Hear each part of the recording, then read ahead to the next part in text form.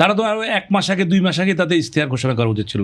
এখন ওরা ওই ঘোষণার চাইতেও সবাই মনে করে কি ইলেকশনের কাছাকাছি আসলে টেলিভিশনে একটা বক্তৃতা দেওয়া যায় কি হবে জাতির উদ্দেশ্যে। টাকা অনেক ছড়াছড়ি, যেমন কয়েকদিন ধরে আজকে সকালে কিন্তু সব অর্থনীতি চাঙ্গা ভাবনা, সেটা তো লোকে কালো টাকার লেনদেন হচ্ছে। হ্যাঁ, আমি আপনাকে এটা নিয়ে অর্থনীতি চাঙ্গা এবার যেটা হয়েছে কি আপনি খেয়াল করেন যে নির্বাচনের পোস্টারের ব্যবহার বন্ধ হয়ে গেছে।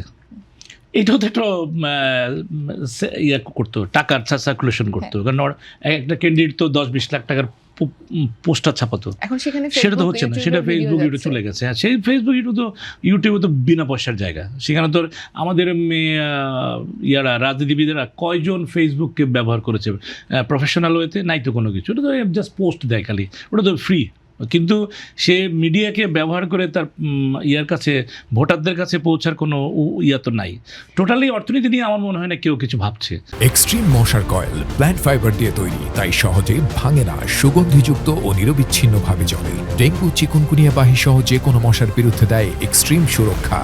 সবাই তাকিয়ে আছে খালি যে কি হয়, কোন দিকে কি দাঁড়ায়, কারণ কোনো অ্যাক্টিভিটি তো কারণ নাই। আপনি রাজনৈতিক দলগুলি এই যে দিল ইশতেহার, যে দিল ইশতেহারও দিয়েছে, ধরেন যে গতকালকে দিয়েছে একজন, তার আগের দিন দিয়েছে একজন, এই 2-3 দিনের মধ্যে। আচ্ছা, আপনি একটা যে ভাবেন এই যে ইশতেহারগুলি, এইটা তো দেওয়া উচিত ছিল আরও 1 মাস আগে। মানুষ ভোটাররা সেই ইশতেহার পড়ে টোড়ে চিন্তা করে ভোট দিতে যাবে যে কোনটা আমার জন্য ভালো। আসলে কারো কি সেই চিন্তাটা আছে? আপনি একটা সার্ভে করে দেখবেন আপনার রুমের মধ্যে, যে কোনো জায়গায় আপনার বন্ধুবান্ধবের মধ্যে কজন মানুষ ইশতেহারটা পড়েছে। সবাই শুনতেছে ইশতেহার এসছে, এবং কোথাও পত্রিকায় যে হেডলাইন দেয় ওগুলি একটু পড়ে টোড়ে, এ কী বলছে ও কী বলছে, একটু ডিটেলস থেকেও যাওয়ার সময় তো নাই। তা আমাদের আসলে রাজনীতিটাই চলে কি জানেন, একটা বাতাসের মতো চলে।